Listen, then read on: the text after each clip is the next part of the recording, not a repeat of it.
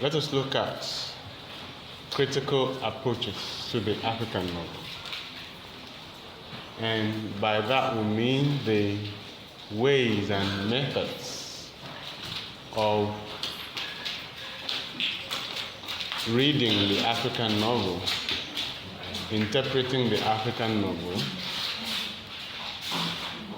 evaluating the African novel. We are talking about the critical tools, the critical theories utilized in the interpretation of the African novel. That is what we mean by critical approaches to the African novel.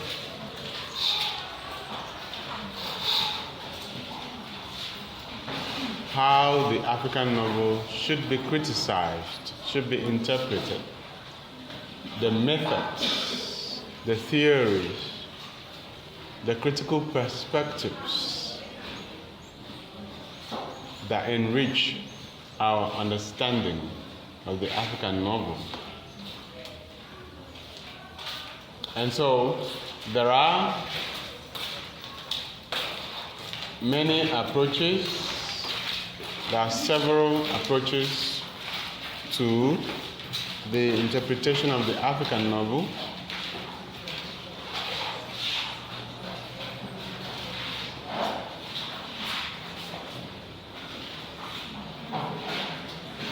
For one, we have the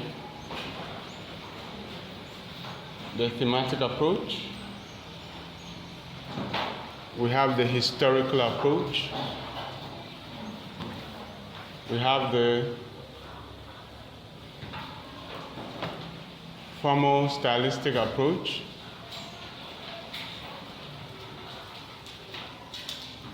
So we have the formal structuralist approach, and then we have the stylistic approach. The thematic approach is usually focused on the major themes in the African novel. The thematic approach usually focuses on the major themes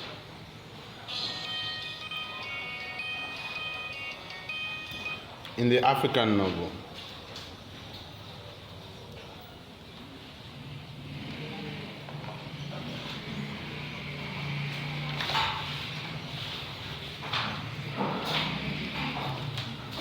One of the major themes in the African novel is culture clash. Clash of cultures arising from the incident of colonialism.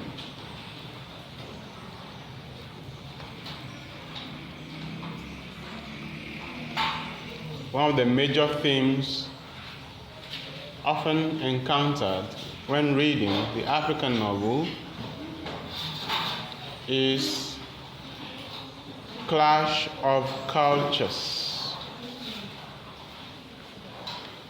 And clash of cultures as a theme in the African novel arises from the incident of colonialism. From the incident of colonialism.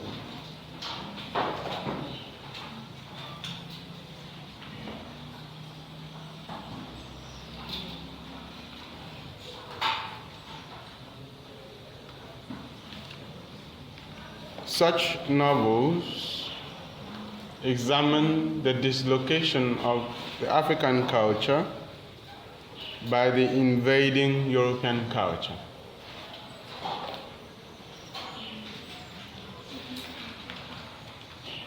Such novels discuss the dislocation, depicts the dislocation of African culture by the invading European culture.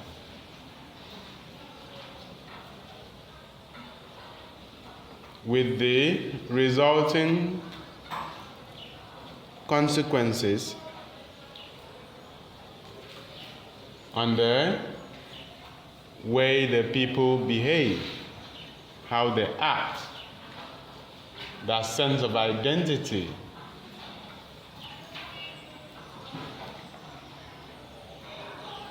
and all other crises that follow the cultural crisis.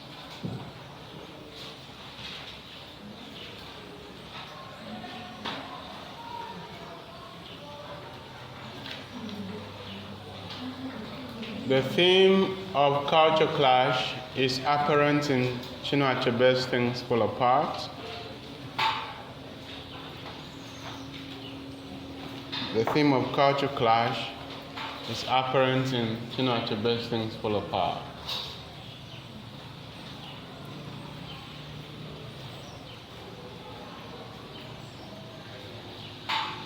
In the early part of the novel, we see the people, the Igbo people, living harmoniously in their state of cultural purity. In their state of cultural purity. Until the coming of the white men with their strange ways of life.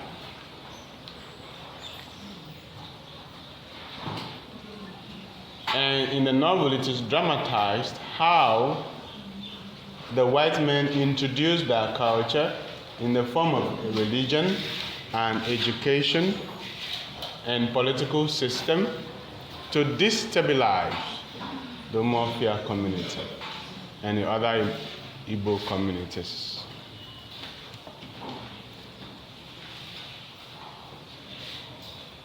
That's why Obiorika tells Okonkwo that the white man is very clever, that he came peaceably with his religion, and then the people were ignorant and allowed them to stay. And now they have put a knife to the thing that held societies together, and they are fallen apart. So we are talking about the cultural dislocation of the African society. This has been a major theme in the African movement. A society that can no longer act like one.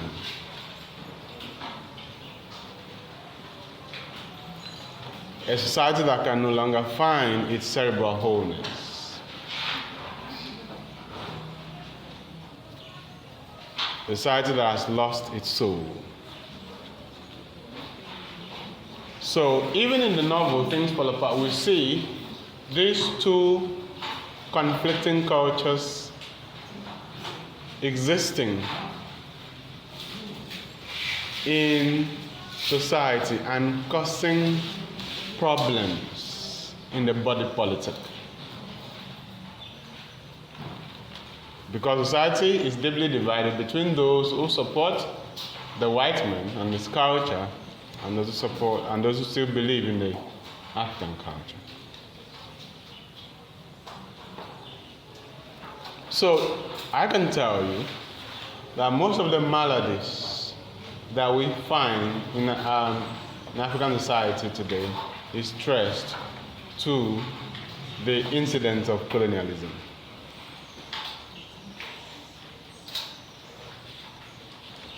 Because once a people abandons their culture, they live directionless lives. They tend to live directionless lives, confused lives.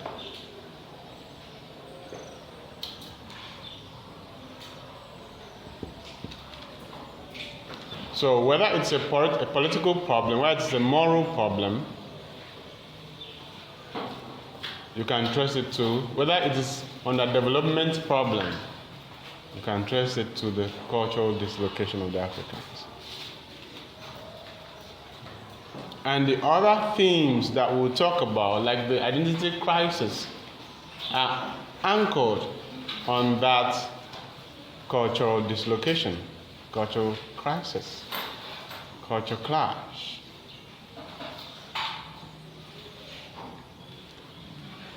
Because the African person becomes a hybrid. The African person becomes a hybrid.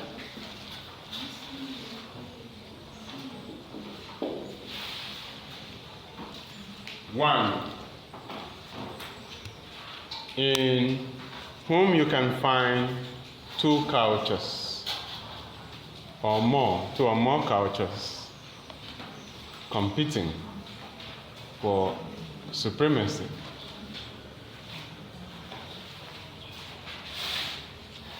And the person constantly asking whether he is an African or a European.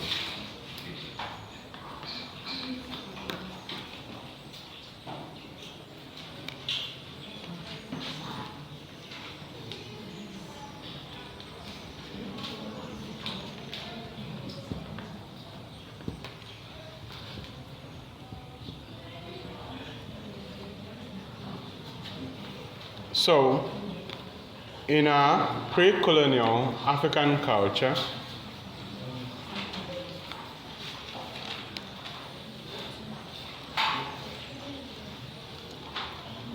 there were systems in place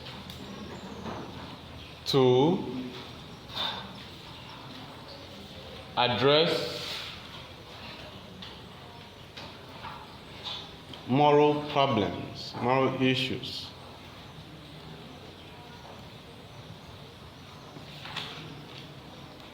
Very effective systems.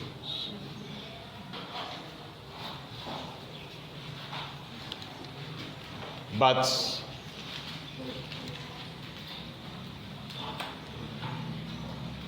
with colonialism and the strange European culture,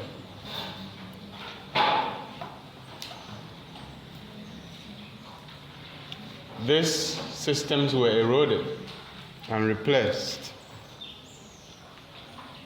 with European ones, which have not been seen to be effective because society continues to be plagued by these problems. Even when we did not have, even the ones we didn't have in pre-colonial societies, it's as if the people find more creative ways of destroying society because they had the European knowledge on things. So you can say that the corruption, which is a major theme in the African novel,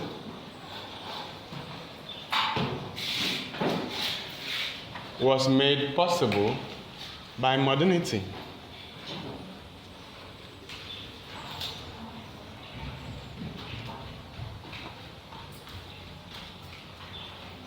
Beginning with the introduction of the warrant chiefs. Beginning with the introduction of the warrant chiefs,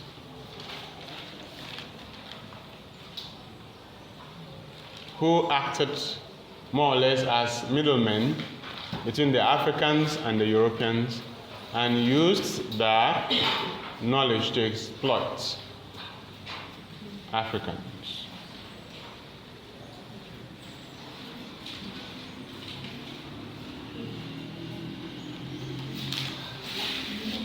By sometimes telling them what the white man did not say, inflicting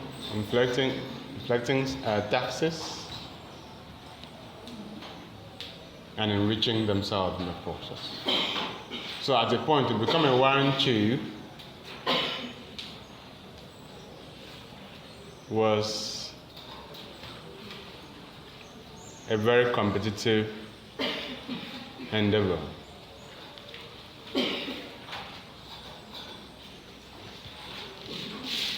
because of the access it gives to wealth.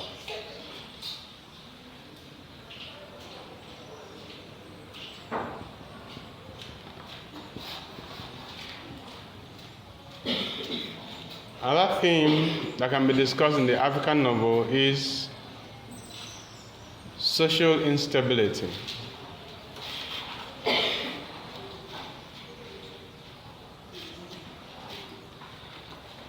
Violence.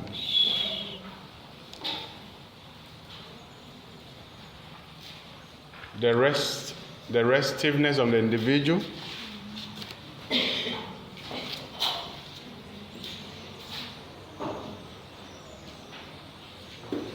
And the restiveness of the collective.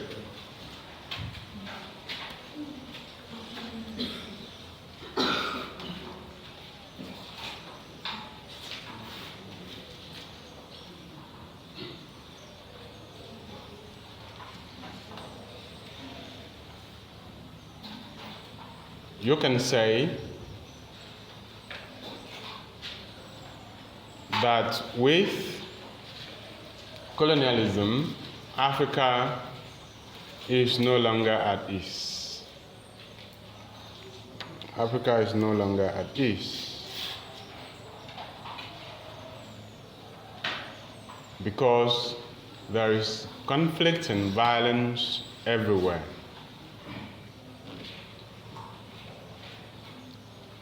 So, violence, war, bloodshed are things that you will encounter in the African novel. In fact, we even have war novels in different countries. And the root causes of these wars could be traced to colonialism.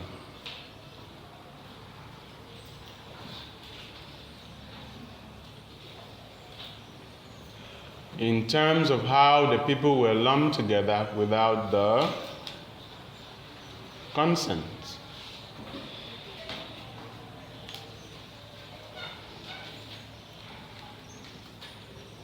So that after independence, everyone wanted to be free. And so war ensued.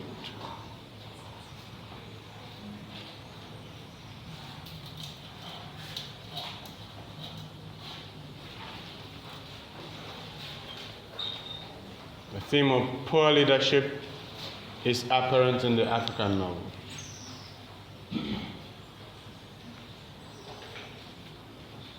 The theme of poor leadership is apparent in the African novel.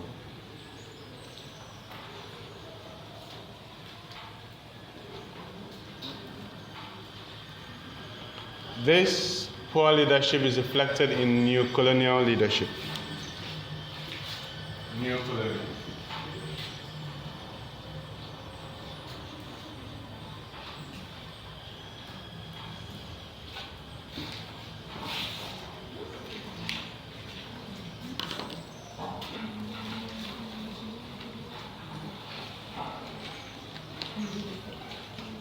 For instance, Achebe in Ant Hills of the Savannah is concerned with neo-colonial leadership and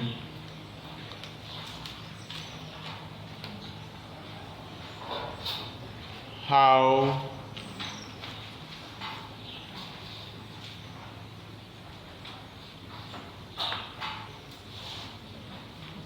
dictatorial the leadership is.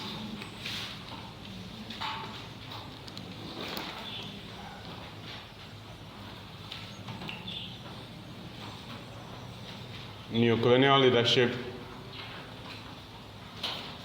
is mostly dictatorial.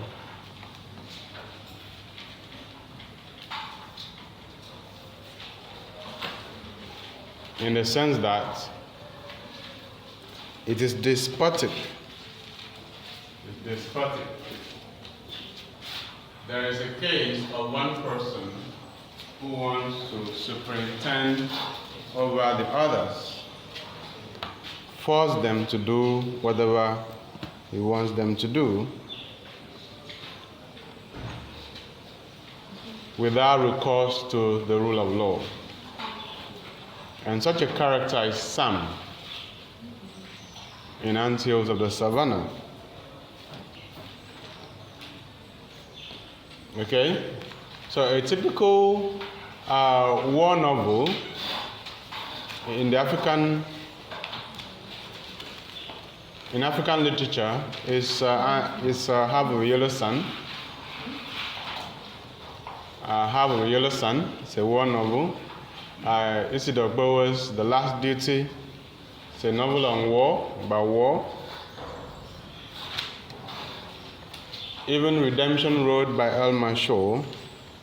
It's a war novel. So, and they all account for the violence and bloodshed that Africa has been exposed to, arising from the incidents of colonialism, from the effects of colonialism. Okay? So, for leadership crisis, we have many novels on that. I mentioned Achebe's Ant Hills of the Savannah. Even A Man of the People is concerned with poor leadership. Because the man of the people is just, at the time, is just an irony. The leader does not care about the people, both the old and the new breed. They will come with an ideology, with lofty ideas, but soon become just like the previous ones. You also have Ngugi wa Thiong'o's Wizard of the Crow, which is concerned with neocolonial leadership. Most of Ngugi's novels are concerned with neocolonial leadership crisis in Africa, including Devil on the Cross. Devil on the Cross. So you take notes of these novels, when you see them, rush them, right? When you see them, do what? Rush them. The idea that bad leadership or poor leadership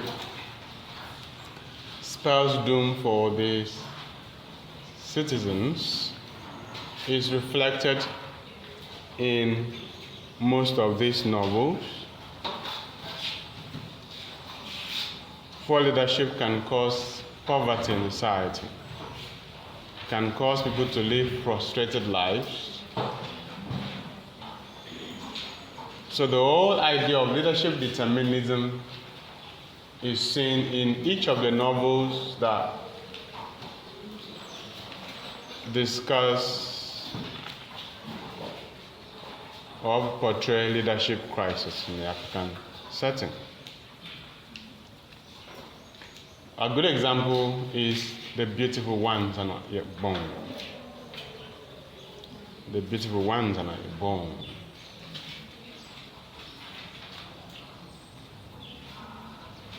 Which for me is quite naturalistic in its setting. And we see how the common people live frustrated lives because of the actions of their leaders. You see how the streets are turned into slums, dirty places that are only fit for rats to live in. And you can only trace that problem back to the leadership crisis.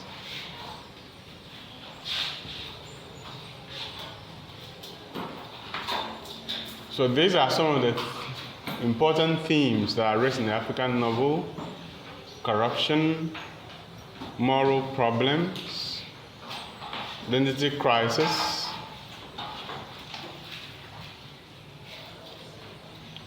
clash of culture, poverty, violence.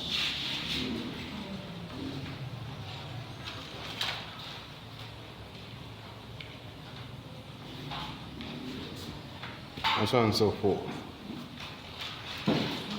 So let's just look at the historical approach.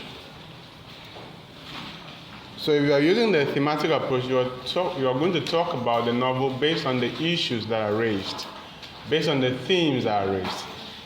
If you are using the thematic approach, you want to discuss the novel, you want to interpret the novel, you want to criticize the novel based on the themes raised in the novel, based on the issues raised in the novel. The historical approach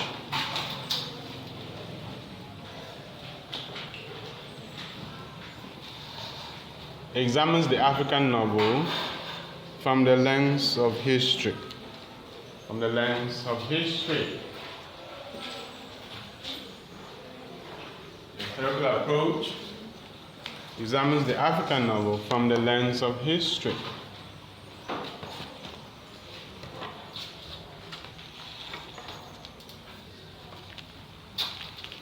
So if you're using the historical approach, when you pick up the novel, you might want to establish which historical era it is situated.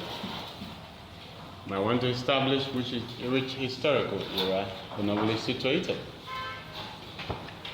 And you have to identify the zeitgeist of that historical era and see whether that zeitgeist is represented in the novel. Okay? So, the African novel is usually studied under pre-colonial novels, pre-colonial era, pre-colonial novel,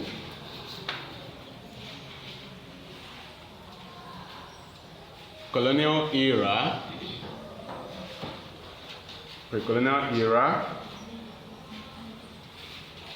where you study pre-colonial novels, colonial era, where you study colonial novels, novels about colonialism,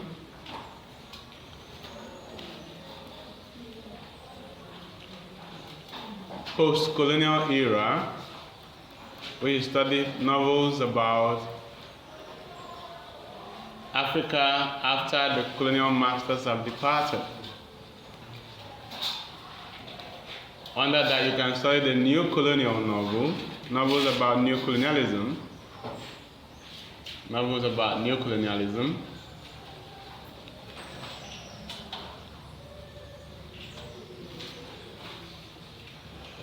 and we are still in the post-colonial era in the study of the African novel, where the issues branch into different directions. The themes are wide and varied when it gets to the post-colonial era. But some scholars have identified a new era after the post-colonial era. Right? An era that follows the post-colonial era. And they call it the post-colonial era. And we are supposed to be in the post-colonial era. Right?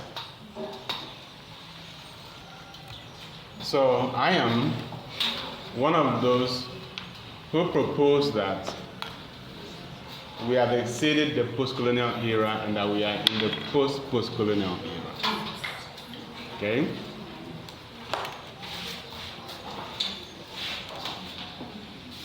The era after post-colonial era. In the study of the African. So let's go back to the pre-colonial era.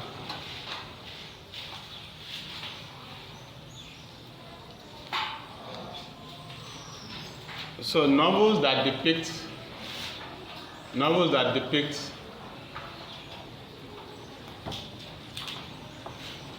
pre-colonial times in Africa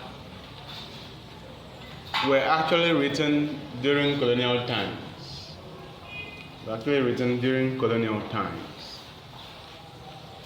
But when you read them, you see that they portray or depict life before the coming of the colonial master. So pre-colonial novels are novels that depict life before the coming of the colonial masters in Africa. It does not mean that they were written in the pre-colonial era. No, they were written in the colonial era, but the novel goes back in time to show how life was before these guys came and destroyed everything. They just wanted to have a taste of the beauty of African culture, how we lived before the coming of the colonial masters.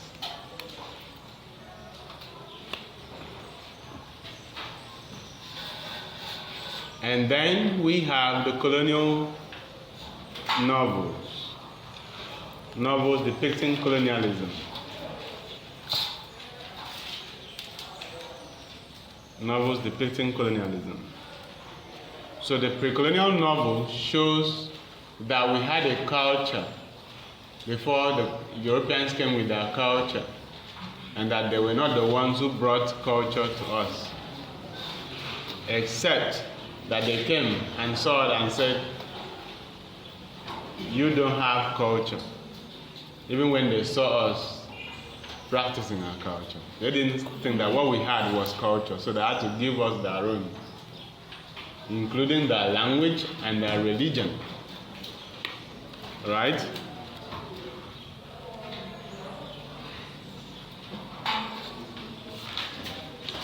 Then the colonial novel depicts colonialism. Mostly it depicts the atrocities perpetrated by the colonial masters in the 19th century. It depicts the atrocities perpetrated by the colonial masters in Africa in the 19th century. How they subjected our people to forced labor, how they beat up the people, how they killed and maimed women and children, how they suppressed the people, how they looked down on the people, how they silenced the people with their guns, how they treated the people as slaves.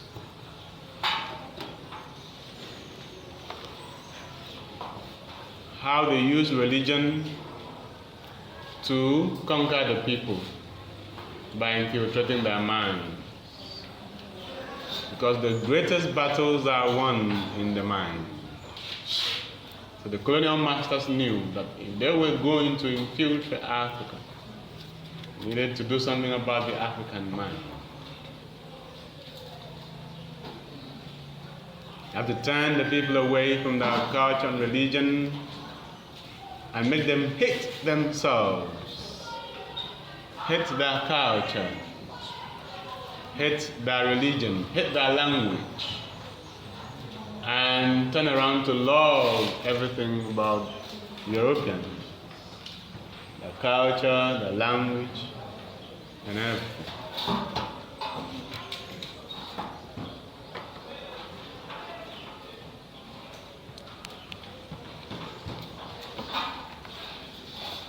And then we have the post-colonial novel.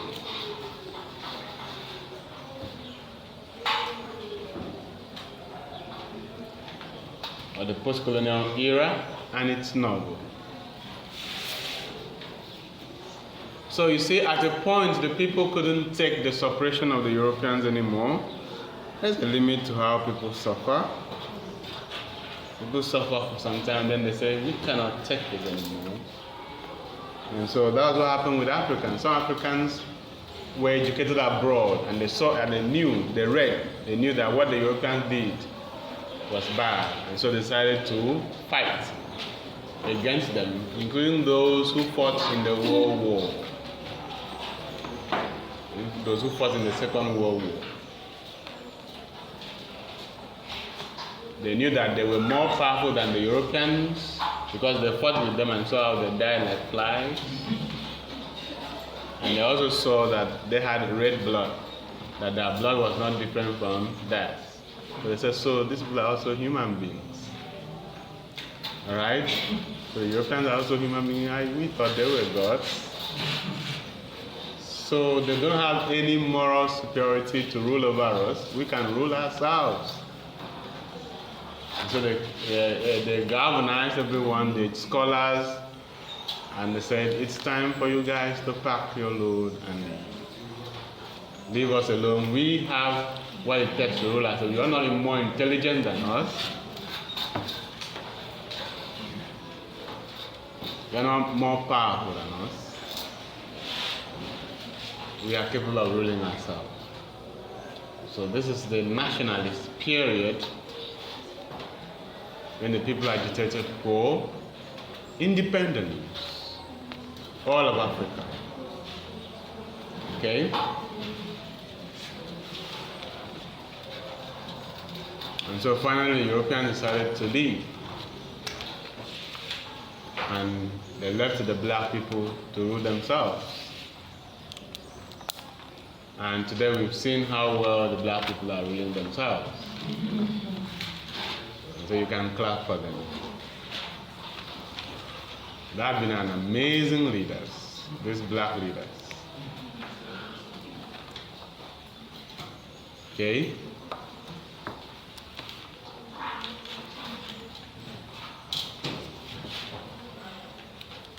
So, the independence of African states was highly celebrated. The people had hopes and optimism. People were optimistic that their brothers would not treat them the way the white men treated them. That they will have their own skin ruling them. And that things will be better. And so there were shouts of celebration. It was joy eternal.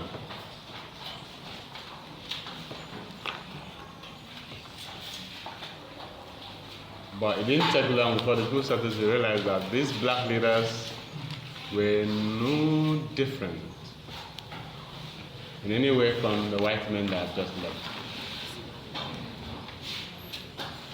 They had studied the white men, how they treated the people, and they used the white men's methods and added some of their own methods and ingenuity in doing evil, so that it became worse. How they treat the people became worse than what the white men did.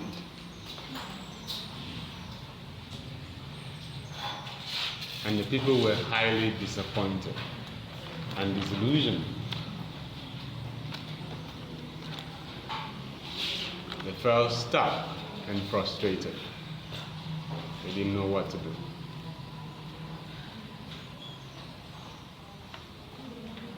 So a study of the post-colonial novel should note post-colonial disillusionment. It includes post-colonial disillusionment.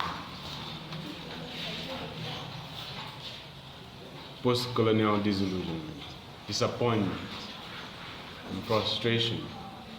When the people felt, when they saw that their black leaders are treating them even worse than the white men did.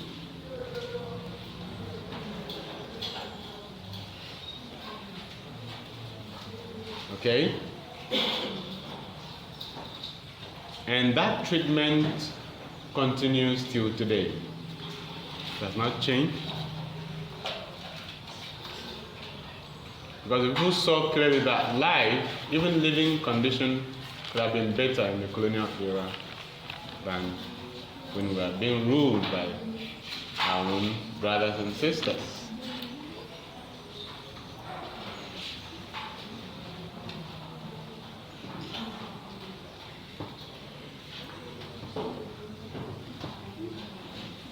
But then, you see, the blame is always on the colonial masters, because we call them neo-colonial leaders, because they were put there by the colonial masters who were leaving. Said, oh, John, you used to cook for me very well. Now that I'm leaving, you can become the leader of your world. Be a counselor. because you have been a good cook.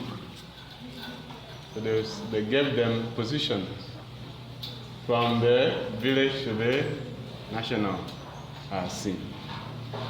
All those puppets, stooges who served the colonial masters were rewarded with leadership positions. You used to cut grass for me. You were a good grass cutter. Now I am leaving. You can take my place to lead your people. Okay? And the president came in and started cutting the people into two. With the same method that the white man used in treating him. Because sometimes the white man will come and say, why didn't you cut this grass, and kick him? Kneel down here and take the cane and plug him. So he now uses the same method to treat the people. And add a little of his own method. We call them neo-colonial leaders. Because they rule the people with the mentality of the colonial masters. And sometimes, when they don't have any idea on what to do, they will call their colonial master. Sir, the position you gave me, something has happened. And I don't know what to do. What do I do? And the white man will advise them in ways that will be advantageous to them back in Europe and not advantageous to Africa in Africa.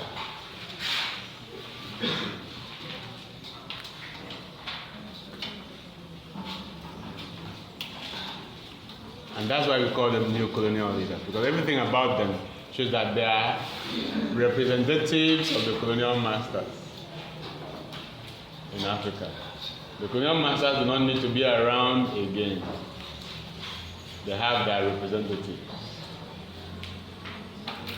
in Africa in the form of these neo-colonial leaders. So their policies, the things they do, help the colonial masters to grow, continue to grow in Europe. All right? And this is seen in the existence of the multinational companies who come in from Europe and take the resources, take the capital every day back to Europe, leaving Africa poorer and poorer by the day. And the neo-colonial leaders don't seem to know what to do to block such leakages, because they operate the system that was put in place and left behind by the colonial masters.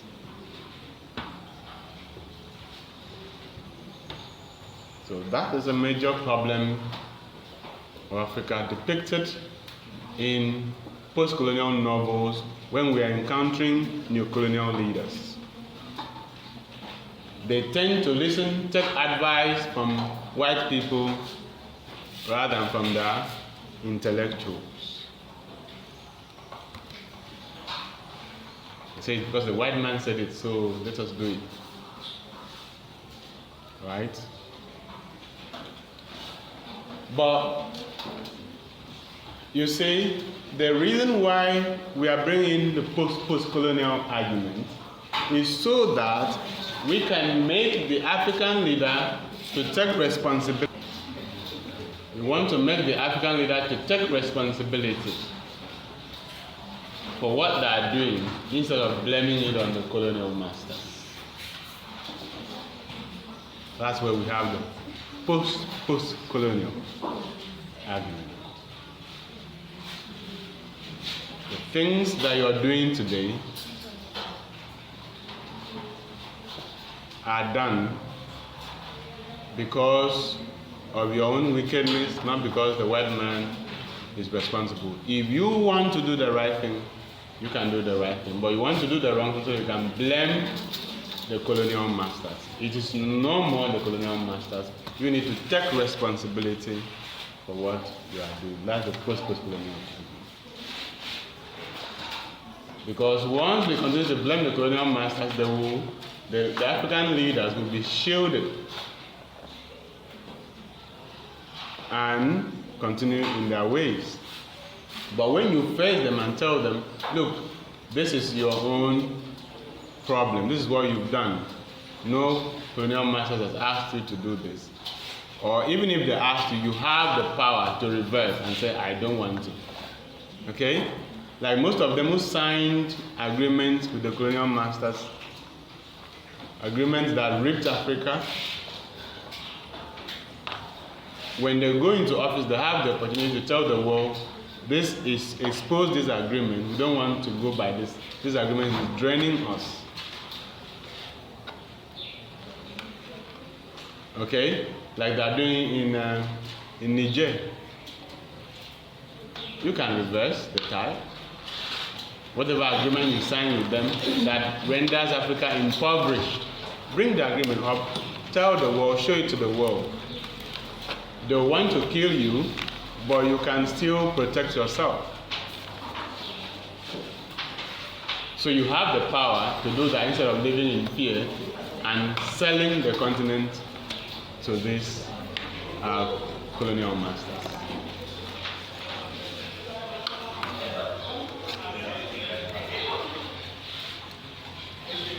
Let us now move on to the formal structuralist approach. Formal structuralist approach.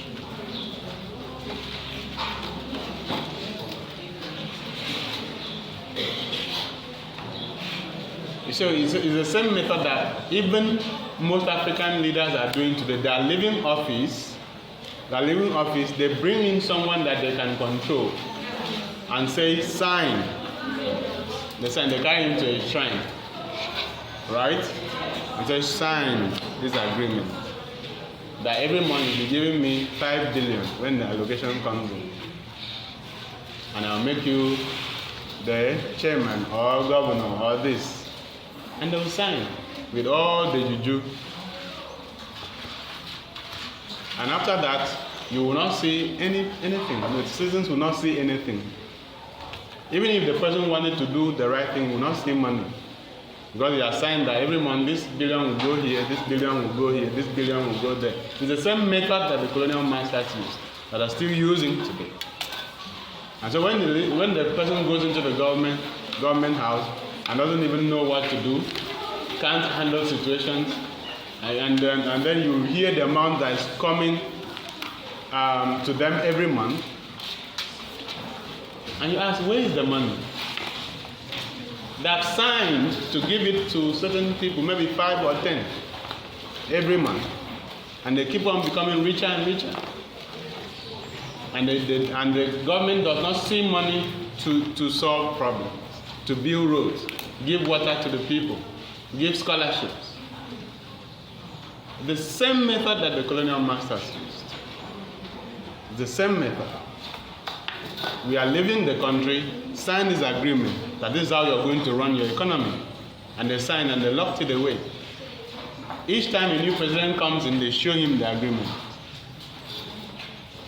with a gun to the head, with all his secrets, blackmail, videos and everything. Say any mistake, you are gone. You can't do anything. You have to obey.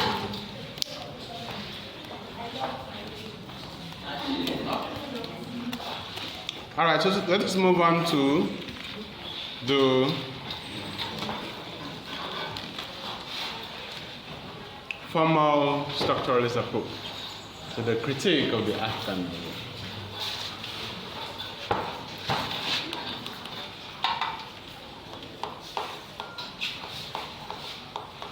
There was a case in Abia State.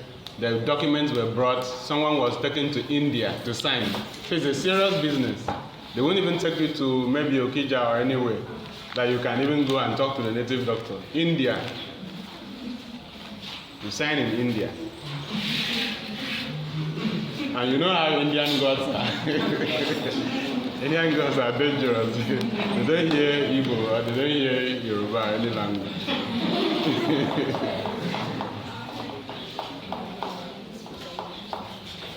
Very diabolical.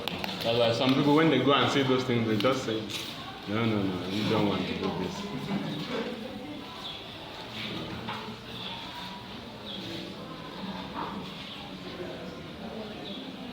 So, in the formal structuralist approach, we have two approaches being combined. We have two approaches being combined. We have two approaches being combined.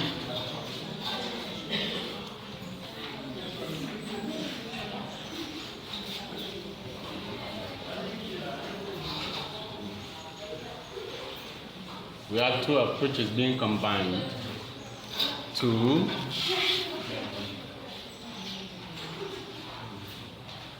interpret the African novel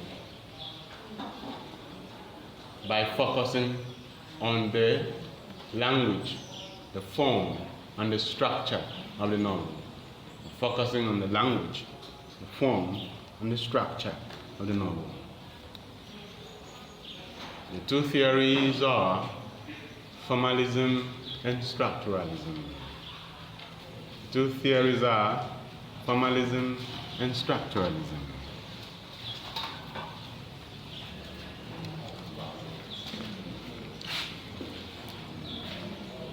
These two theories are linguistic theories of literature. These two theories are linguistic theories of literature because they focus on the form and structure of the text. They focus on the form and structure of the text.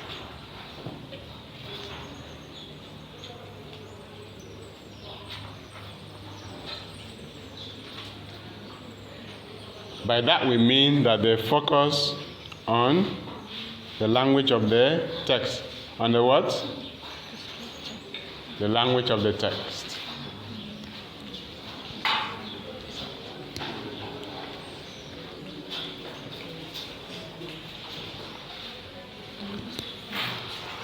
Because form and structure implies language.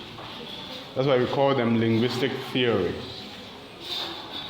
If you're using the formal structuralist approach, you are focusing on the form and structure of the text. By that we mean you're focusing on the language of the text. That's how it is.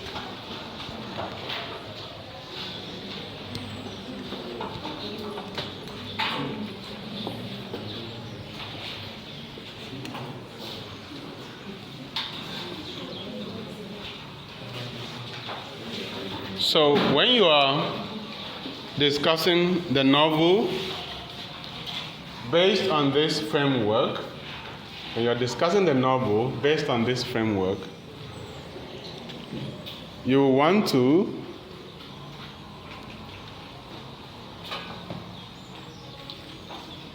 study all the parts that come together to make the novel what it is. You want to study all the parts that come together to make the novel what it is. And so I'm going to list the subheadings that you need to, under which you need to discuss the novel using the formal structuralist approach.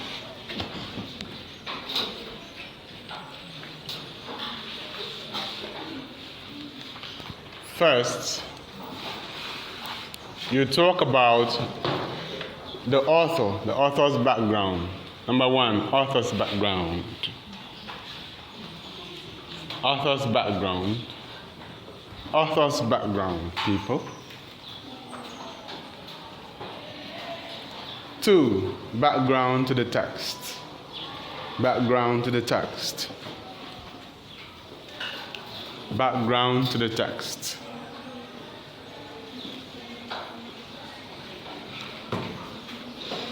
Background to the text.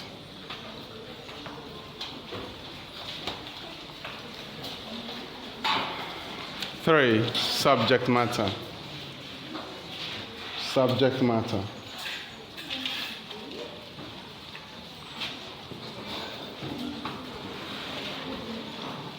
Four, synopsis. Synopsis. Five, plot.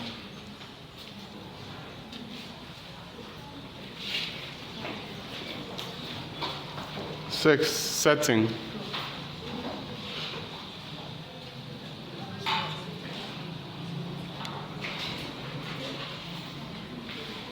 Seven, point of view.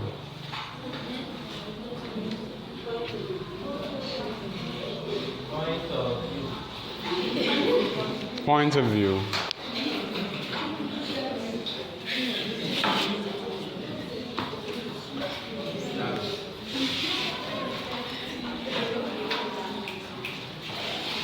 What's the next number? Themes. Themes. 9, characterization.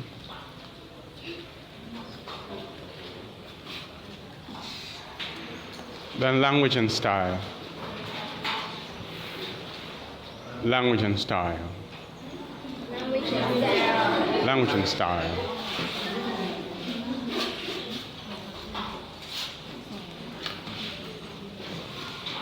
Okay, let us start with author's background. Author's background.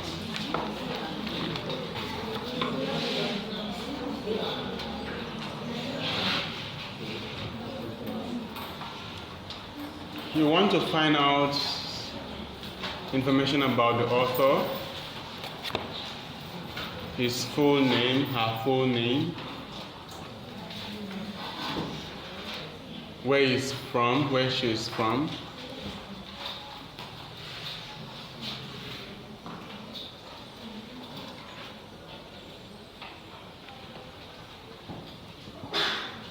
the author's education, occupation, apart from writing, experiences in life, where he has worked, whether the author is married or not married,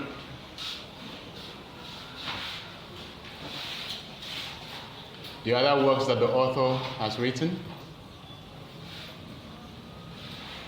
the major experiences in the author's life,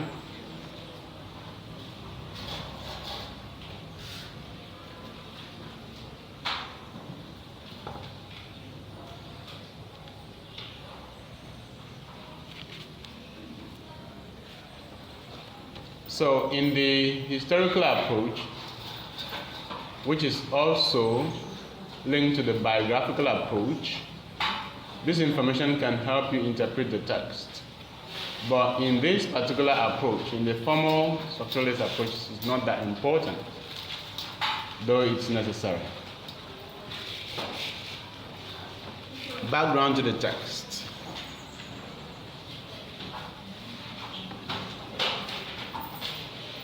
Here we want to find out what happened in history that informed the writing of the text. What societal occurrences gave motivation for the writing of the text? We want to talk about the societal motivations that brought about the writing of the text, the events in society that must have prompted the writer to write the text, or the things that are happening in society that inform the writing of the text. That's background to the text. What event in society informed the writing of the text? Or what societal occurrences inform the writing of the text? For instance, we can say that Chimamanda Adichie's Have a Yellow Sun was inspired by the Nigerian Civil War, that Chinua Achebe's Things Fall Apart were inspired by colonialism, that the background to the text lies in colonialism, the colonial encounter, that Achebe's Antilles of the Savannah has its background in the neo-colonial leadership experience in Africa. That's the background to the text. What happened in society that gave rise to the writing of the work of literature? What's the next one? Subject matter. The subject matter of a text is what the text is all about. The subject matter of a text is what the text is all about.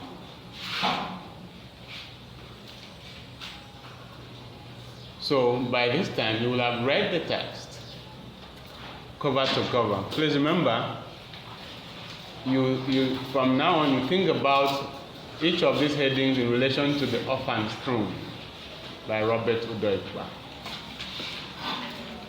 Okay? So from the author, you can say, who is the author? Where is it from? What does he do? What's his age, if possible? To find out about that. Background to the text. When you read the text, you will know the background. What could have happened inside that informed the writing of the text, that prompted the writer to write this text, to write The Orphan's Throne. Because this is what you are going to use in interpreting the book in the text, in the great text that is coming.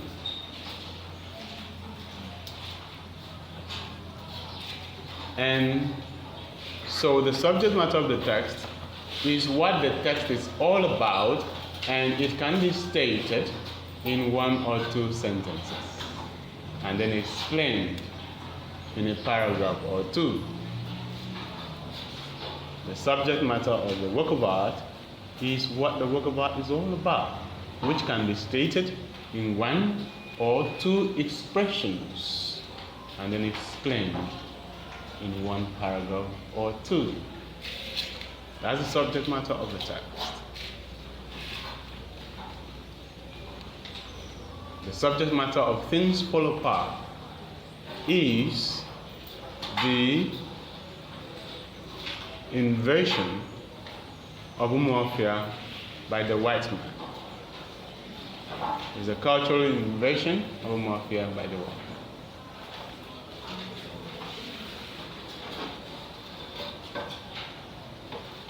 You can state that in just that one sentence. You have told us what the text is all about. The rest will just be an explanation in one or two sentences. The next one. Synopsis. Synopsis is you simply give us a brief summary of the story in the text. If you're asked to give the synopsis of a text, give us the brief summary of give us the summary of the story. It was a summary of the story. It was a summary of the story. A synopsis. You read the story, tell it to us again in a brief way. The next one. Plot. Plot is different from synopsis, and it's more technical. Plot refers to the sequence in which the event in the story is arranged.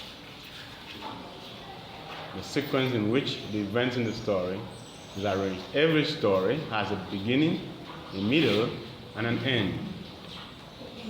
But most authors don't follow the beginning, middle, and end format. Some begin from the end. So which sequence, all right, are the events in the story arranged? Or is the event in the story arranged? In which sequence are the events in the story arranged? So we have the chronological plot.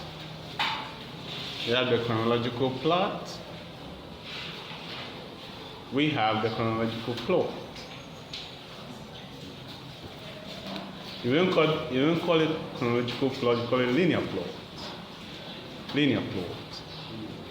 You don't call it the chronological plot, you call it the linear plot. You can also call it organic plot. You can also call it organic plot. Organic plot. Organic plot. You can also call it organic plot. Now, it should be noted that the chronological plot in the linear plot, the events are arranged sequentially as the way they happened from the beginning to the end, from A to Z, from 1 to 10. The events are arranged sequentially, exactly the way they happened from the beginning to the end.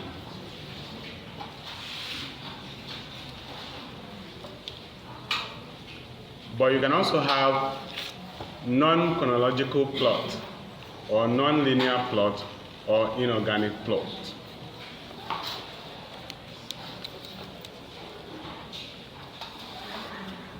So in this type of plot, the events are not arranged orderly from the beginning to the end.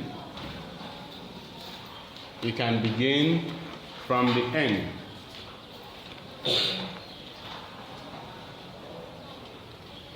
Or in other ways. You can begin from the middle. If it begins from the middle, we call it in medias res. If it begins from the middle, we call it what? In medias res. In medias res is Latin for in the middle of things. Medias res is Latin for in the middle of things. In the middle of things. So no matter how the story is told, you can always identify where the beginning is, where the middle is, and where the ending is. Okay? No matter how the story is told, you can always know where the beginning has come at the end, and so on and so forth. For instance, take these 3 sentences. Let's see where the beginning is and where the end is. Okay?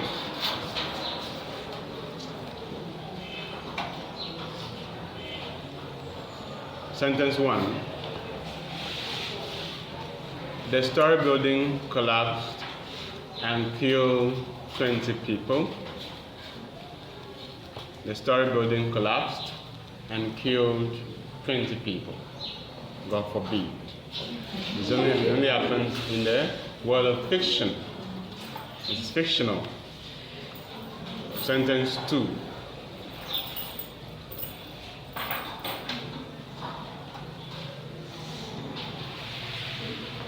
The contractor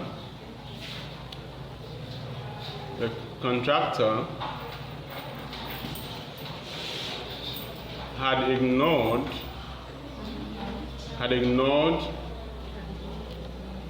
the expert instructions in the building of the structure.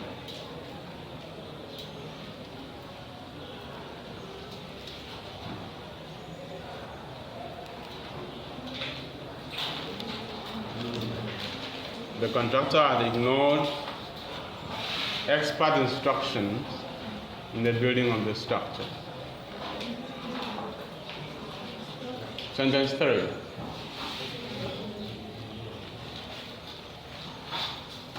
The police came and arrested the contractor while the corpses were taken to the hospital. The police came and arrested the contractor while The corpses were taken to the hospital. All right, so that's a simple story. Which one comes first? Number 2 comes first. Which one comes next? Number 1. And which one comes last? So that's how stories are arranged. That story is non-chronological. Okay? So when you read the novel, you can always rearrange the story in your head. If it is being told from the beginning to the end, you will know. If not, you will know which one happened first and where they have placed it, and then you bring it back first, and so on and so forth. It's part of the mental exercise in reading any story. So the next item, setting. The setting of a work of art refers to the spatio-temporal dimension of the work of art. The setting of a work of art refers to the spatio-temporal dimension of the work of art. Spatio-temporal dimension of the work of art. So note that you use 2 terms to define setting. You use 2 concepts to define setting. How many concepts? 2. You use 2 concepts to define setting, and that is time and place. Time and what? Place. Time and place. Time and place.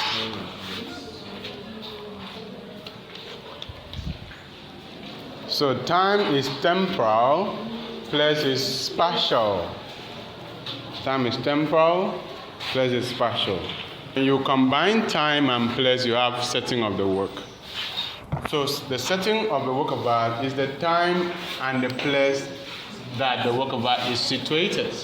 So that's the big grammar that I was trying to confuse you with. Alright? It's the time and place that the work of art is situated. Setting refers to the time and place that the work of art is situated. Now, let us take time. Let us start with time. Let's start with time. Let's start with time.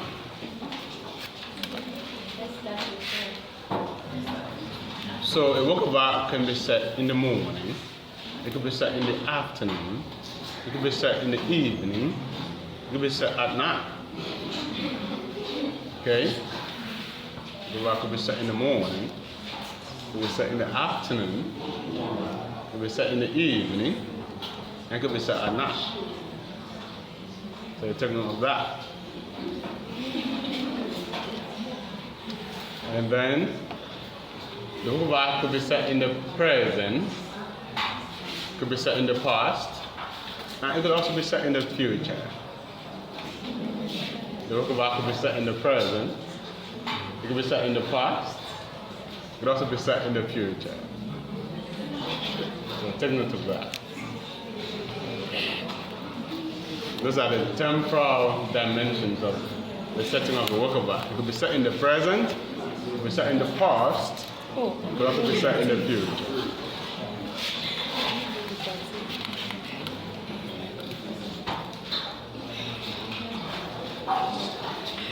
Sometimes events could indicate temporality in a work of art. Sometimes events could indicate temporality in a work of art.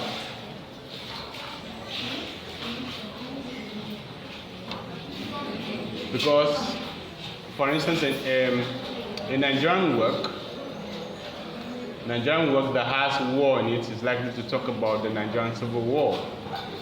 And that event was in the early 1970s.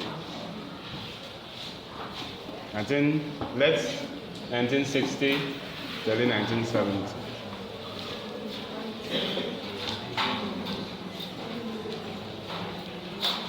Sometimes a date can be mentioned in a work of art to give you an idea of the setting. For instance, Peter woke up in the morning of April 1978 with his memory blank. He could not remember what had happened in his life until that moment. That's how the story starts. And you're like, 1980. So that's the setting of the work. And you now think to the important events that happened in the 1980s, or how life in the 1980s looked like, because that's what the author will portray. The author cannot say 1980 and he's talking about internet, cafe, Facebook, and so on and so forth, because it will not align with the setting. Rather, in the 80s, probably the person will go to disco and wear these trousers that are open at the bottom, at the seam, and so on and so forth. The cars that were mentioned in the 1980s will not be the cars driven today. So all these things can give out temporality. The dress of the characters can give out temporality. For instance, characters in the Victorian period will have their own dress. Primarily, they describe the dress, you know that it's Victorian period, so on and so forth. So that's how you get to, that's how you have the idea of setting. In terms of temporality, place.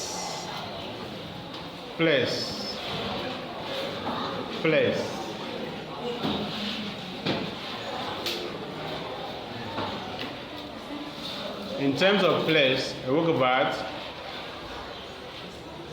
In terms of place, a work of art could be set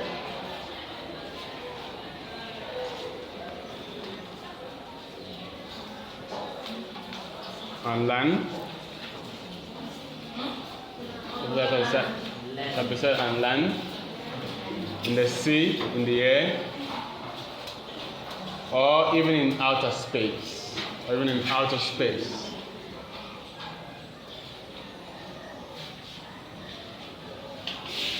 So that's why we have terrestrial setting, we have aerial setting, and we have extraterrestrial setting. Extraterrestrial setting.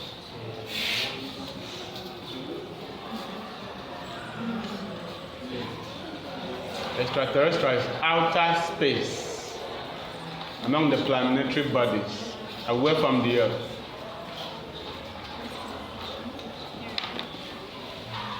Aerial setting is in the air.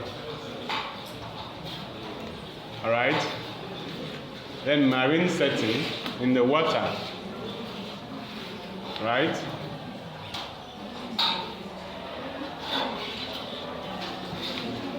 You can also have a railroad setting. Railroad.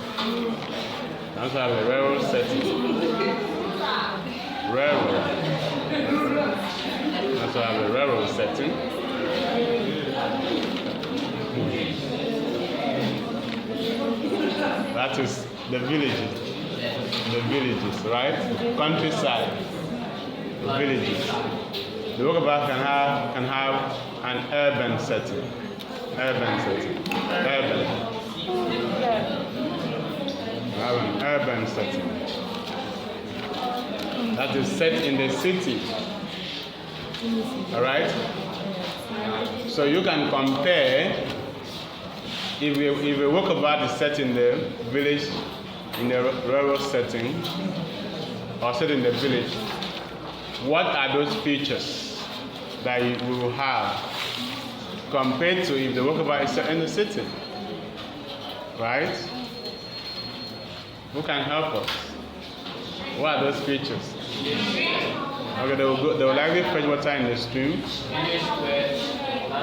There will be shrine. Huts, the houses will be thatched houses. Okay? You are likely to see the people going to the farm. Alright? You have a lot of vegetation, bush, forest, and so on and so forth. How about city setting? Where you find the city setting?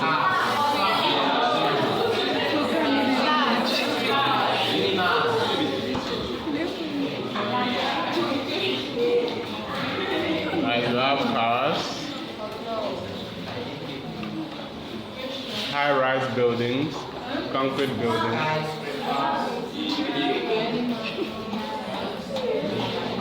How do people dress in the village?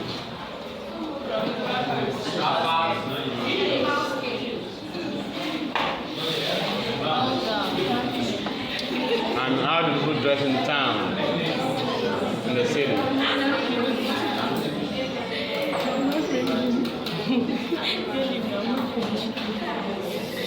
All right, so can you set a work of art in the future?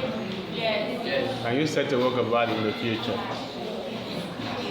It takes a lot of imagination to set a work of art in the future.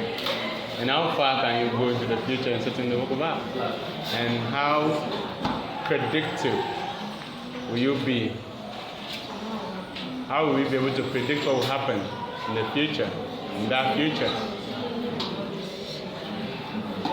So you think about that, but we have people that have set works of art in the future. Like 1983 was set in the future. 1983 was set in the future.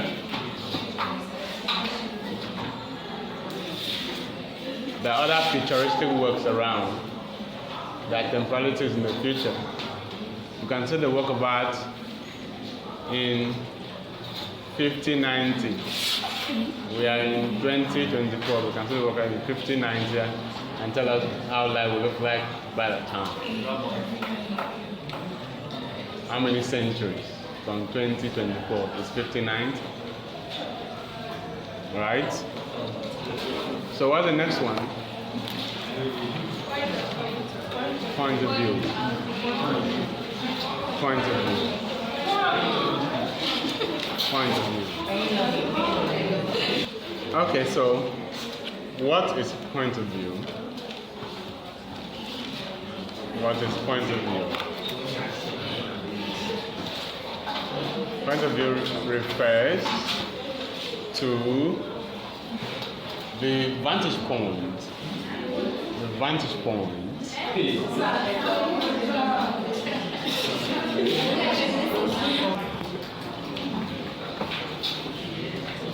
Point of view refers to the vantage point from which the narrator stays to tell the story.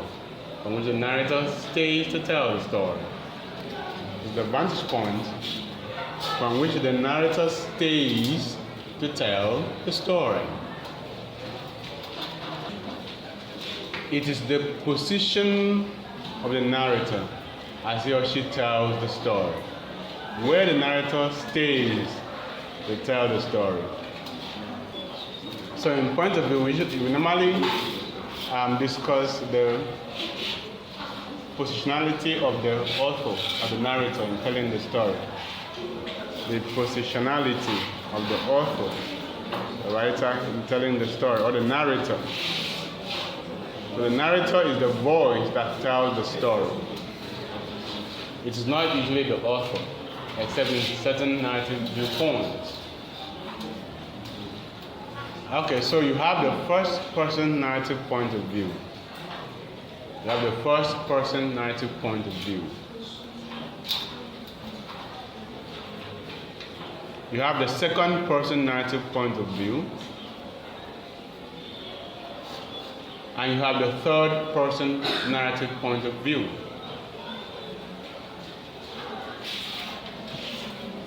And you have stream of consciousness. You have stream of consciousness. You have stream of consciousness.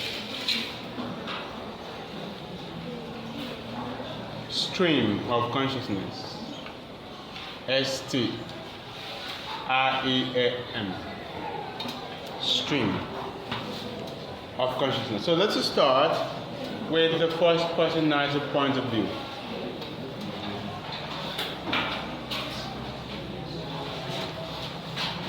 So the first person narrative point of view is so called because it utilizes the first person pronoun, like I and we. I and we.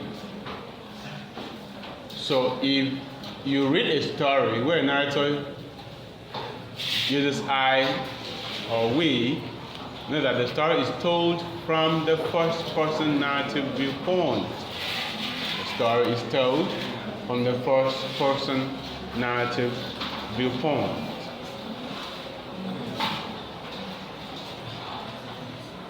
Now there are implications.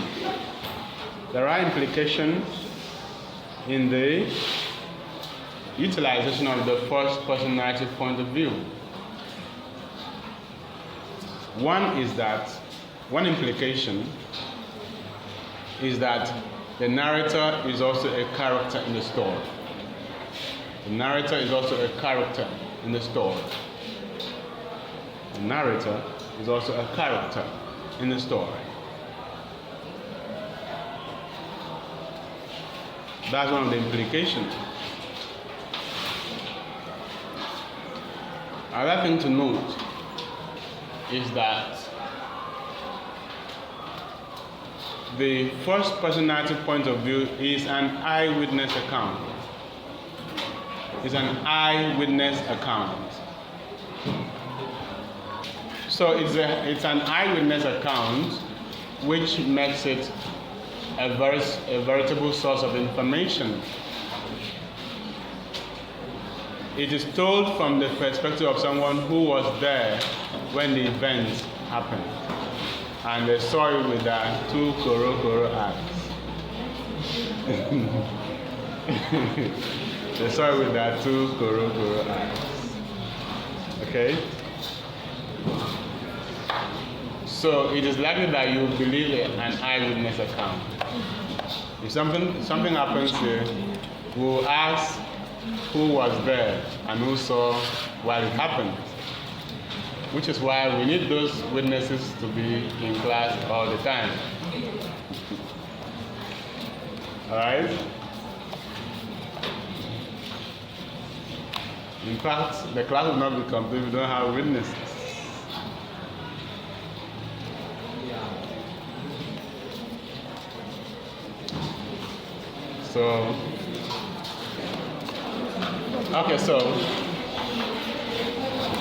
But you need to note that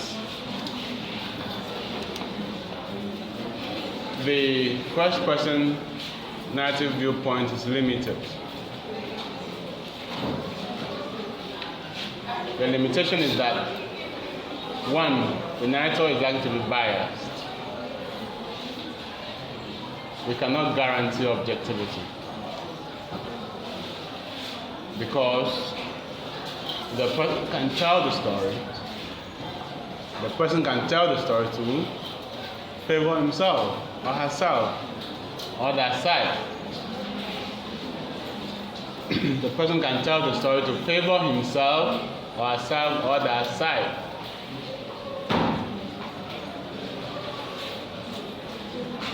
Two, the narrator is limited because he or she cannot know everything. The narrator does not know everything. The first person narrator does not know everything. He can only tell you what he or she saw and nothing more. He will not know the motive of the characters or their inner minds, so the narrator is limited.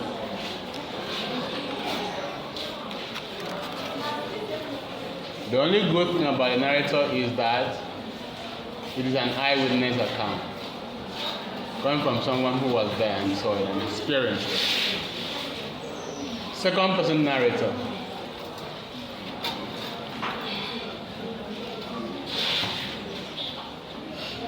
Second person narrator.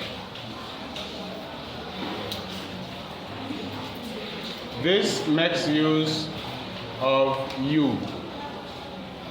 This makes use of you, the pronoun you, in the telling of the story. Makes use of the pronoun you in the telling of the story.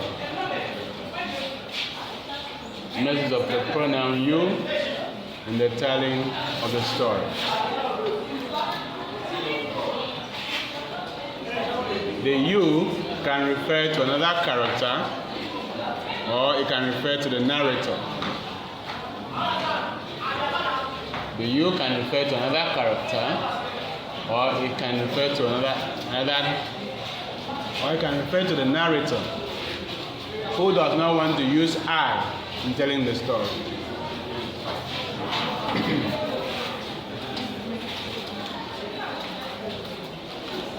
Let's look at the third person narrator.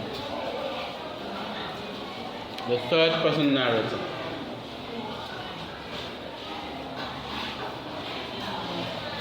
It can also be called omniscient narrator. The third person narrator can also be called omniscient narrator.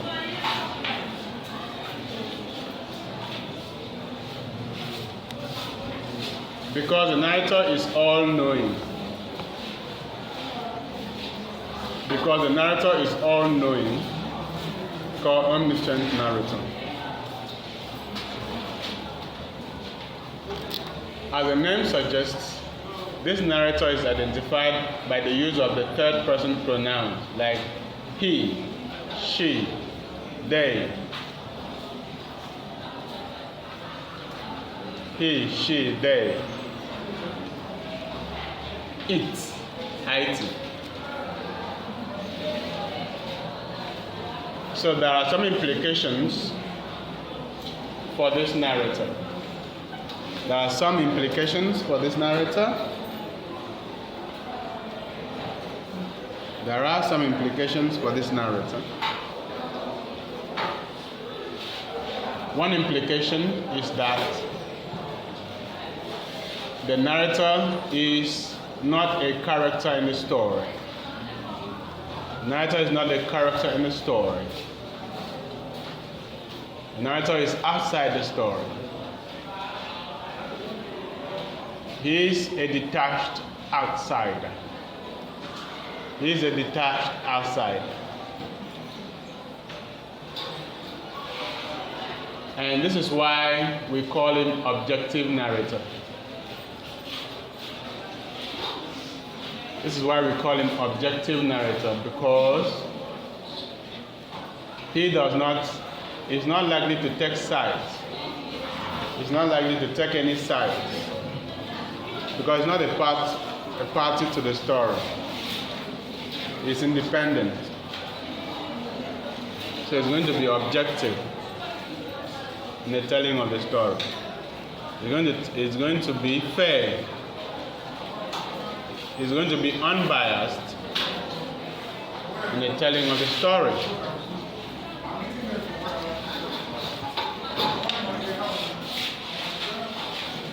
So the narrator is all-knowing, can get into the mind of the character, knows the motives of the character,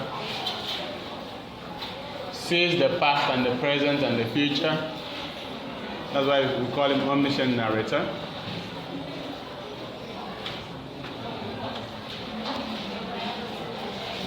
So an aspect of the omniscient narrator or third person narrator is the stream of consciousness. The stream of consciousness. The stream of consciousness. This narrator is so called because the story is narrated from the mental processes of the character. Stream of consciousness narrates the thought processes of the characters. Stream of consciousness narrates the thought processes of the character. What the character is thinking forms the story. What the character is thinking forms the story. Alright, so let us pause here for today. We'll continue next week. We'll take a moment's break and then we'll continue. Have a blessed night.